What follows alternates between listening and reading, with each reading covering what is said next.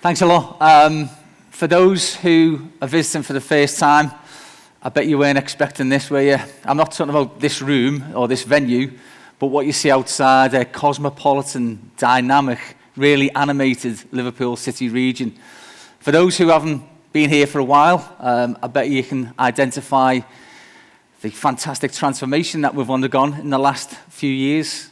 And for those who are sort of in between, either not been here before or actually have spent some time here, welcome to the country's cultural capital.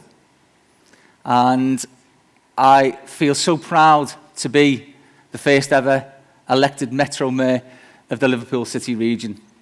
Now, I've just walked through Liverpool on the way here, and we're a week late because at this time, last Sunday, Paul McCartney was walking through the streets getting his photograph taken with James Corden.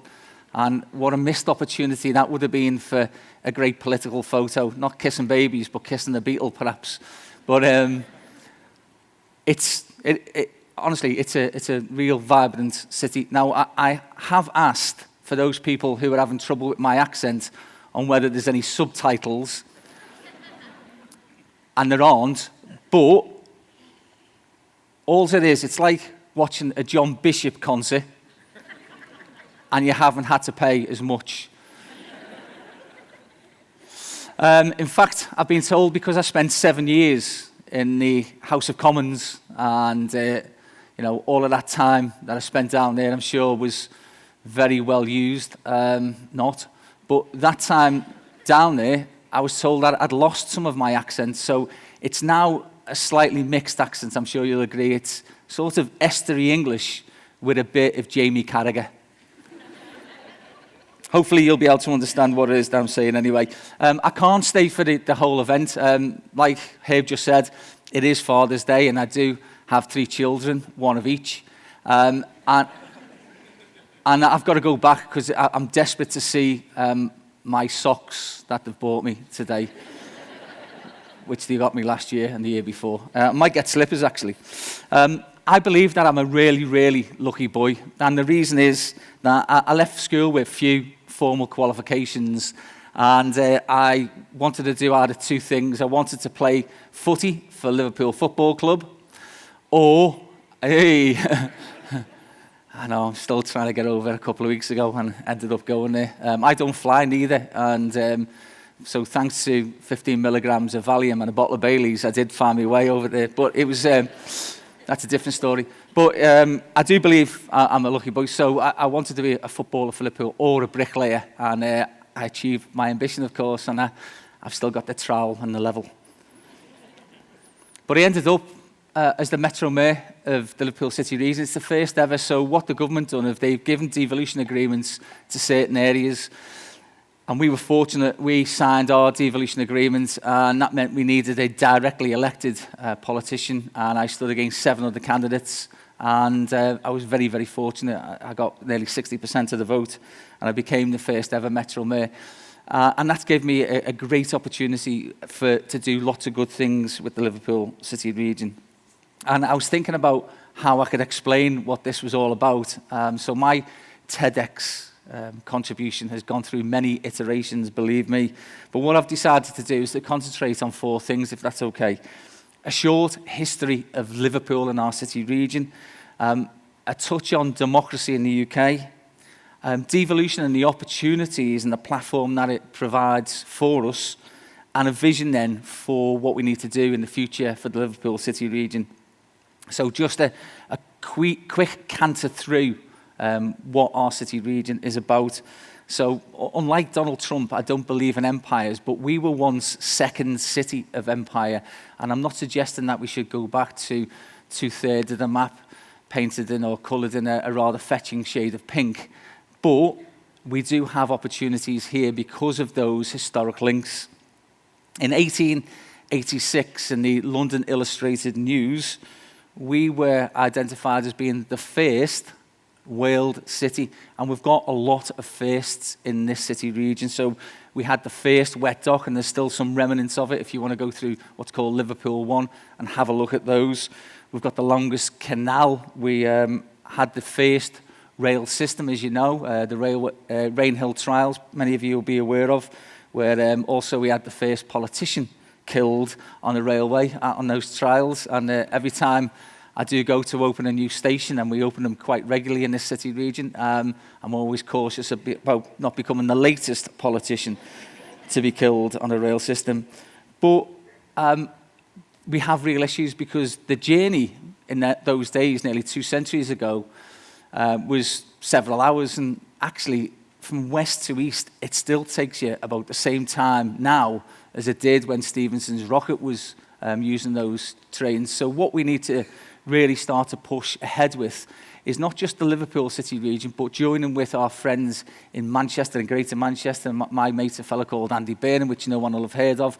But we're trying to pull our huge areas together, 2 great northern cities, and work right the way across the whole of the north, the northern corridor, to try and get something called Crossrail for the north. Because another friend of mine, a fellow called Sadiq Khan, he's trying to get Crossrail too. So the south have already got Crossrail. They're going for Crossrail too. And actually what we need to do is to connect up the northern corridor through Crossrail for the north. And I think we can work in complementarity between the north and the south on this occasion, because I do believe that we need to get our fair share of funding. For every £1 that we get, the south currently gets 6. So devolution is our once-in-a-lifetime opportunity to really take and make decisions at a much more local level. And I'd rather have any decisions taken here than, in all honesty, the Westminster and Whitehall mandarins that I saw during my 7 misspent years in Parliament, because we are still the most politically centralised democracy in the Western world, and we have the most geographically unbalanced economy in Europe. And many people will say that they're mutually exclusive. I would argue that they are intrinsically linked. So that in itself has led, I believe, to those left behind communities, the disconnect that many feel across certainly northern working class communities about things being seen through a London-centric perspective.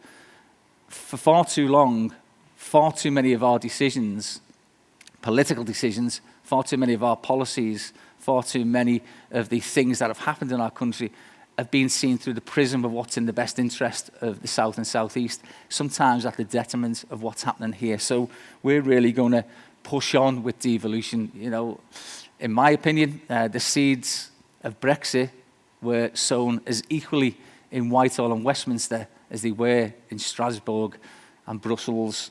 And I want to exploit the platform of devolution really to start to knit together our communities. So Liverpool, because we have the River Mersey, we were the gateway to the first industrial revolution. I'm going to tell you later about some of the things that we have which are going to help us really push forward to be the gateway to the 4th industrial revolution. And I'm just noticing the time, and I think the time's running away with me, but I wanted to really touch on 2 things. We have the River Mersey, which we're going to exploit for clean, green, renewable, predictable energy. And we're going to link that with 2 things that we have, which one's called the Hartree supercomputer. So if you're from Cambridge, as I just met somebody, you haven't got the most sophisticated computer. It's here in our city region, and that's called the Hartree supercomputer. It's based in SciTech in Daresbury. We're going to link that with the fibre optic cable that links the UK with America. And we're going to create a digital ring around those 2 things. And that gives us the opportunity to do a number of things. 1, we'll get ultra-fast speeds, ultra-fast, not super-fast.